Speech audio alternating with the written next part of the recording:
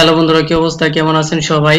তো যাই হোক, ফাইনালি মুক্তি পেয়েছে আপকামিং ইন্ডিয়ান তেলুগু ল্যাঙ্গুয়েজের অ্যাকশন অ্যাডভেঞ্চার ফ্যান্টাসি থ্রিলার সিনেমার ট্রেলার মিরাই। ইন্ডিয়ান সিনেমার হিস্ট্রিতে এইরকম সুপারহিরো ফ্র্যাঞ্চাইজের সিনেমা খুব কমই রয়েছে।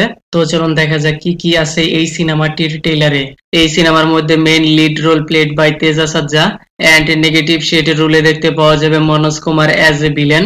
সিনেমা ট্রেলার যেভাবে প্রেজেন্টেশন করা হয়েছে মোটামুটি এক্সিলেন্টই লেগেছে। এইরকম সুপার হিরো সিনেমা হলিউডে দেখেছি, ইন্ডিয়াতে খুব কমই রয়েছে। এর আগে এই হিরোর হনুমান সিনেমাটি মুক্তি পেয়েছিল, সেইখানেও মাইথোলজিক্যাল স্টোরির সাথে সুপার পাওয়ার ব্লেন্ড করা হয়েছে, যা সবকিছু এক্সিলেন্টই ছিল। এই সিনেমার ট্রেলারেও মোর দেন গুজবম ফিল হচ্ছে। যত রকমের ছোট ছোট মাইথোলজিক্যাল অ্যাডভেঞ্চার সিন দেখানো হয়েছে, রিয়েলি নাইস। আর এই সিনেমাটির ট্রেলার দেখে থোড়া বহুত আইডিয়া করাই যায় কি হতে চলেছে সিনেমার স্টোরি লাইনে, যেখানে সম্রাট অশোকের 9টি সিক্রেট বুকস রয়েছে, আর এই বুকস প্রোটেক্ট করার জন্য আলাদা আলাদা 9 জন ওরিয়র ইয়ানি যোদ্ধা রয়েছে।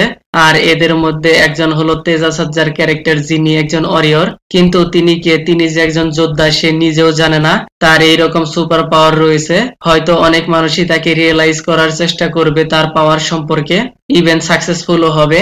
এন্ড তার অপোজিটে রয়েছে মনোজ কুমার, তার ব্ল্যাক ম্যাজিক ওয়ালা পাওয়ার কোন অংশে কম দেখা যাচ্ছে না।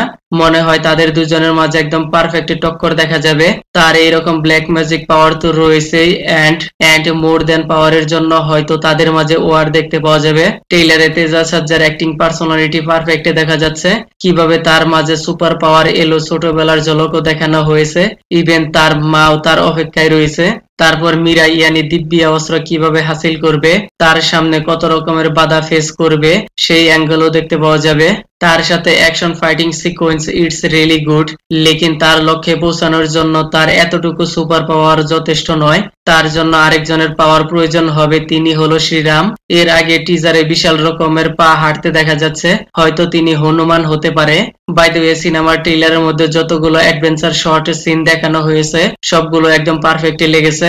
তার সাথে সিজিআই ভিএফএক্স এর ব্যবহার একদম রিয়েলিস্টিক ফিল হচ্ছে।